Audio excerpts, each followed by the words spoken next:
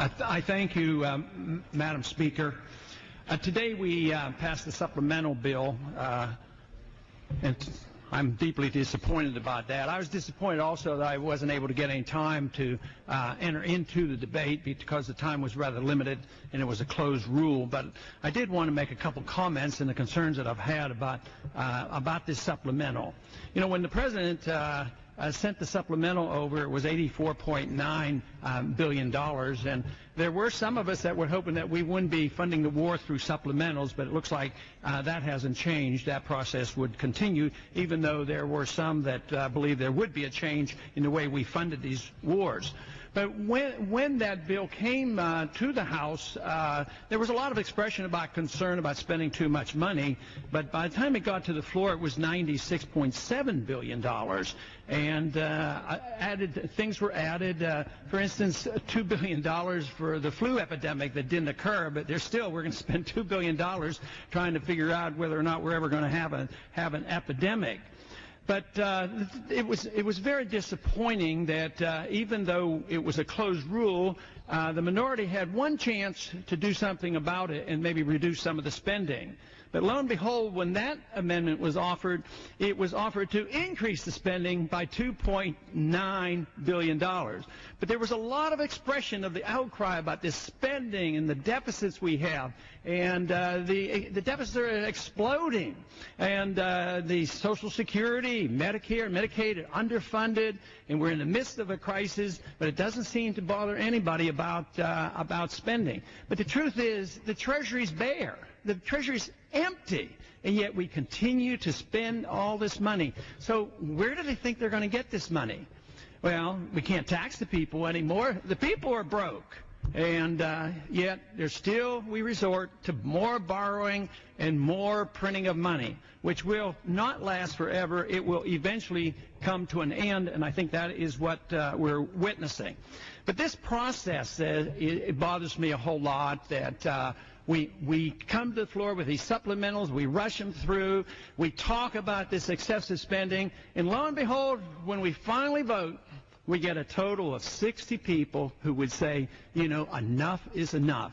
And besides, what are we doing? Where are we spending this money? I thought we were supposed to, with this change in administration, that we would be fighting less wars. But no, the war in Iraq continues. We expand the war in Afghanistan, we spread the war into Pakistan, and we always have on the table the potential danger of Iran. So when will it ever end? We can't even define the enemy. Who exactly is the enemy over there?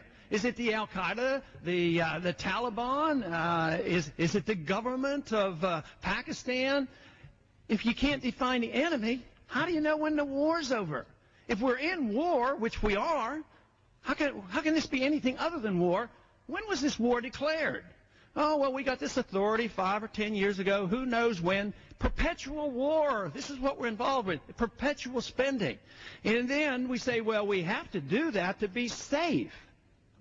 That is what is preposterous. It's the very policy that makes us unsafe. We pursue this policy, and the more we do, the less safe we are. There's a big argument now about whether we're safer now with the new administration, or is it making us less safe.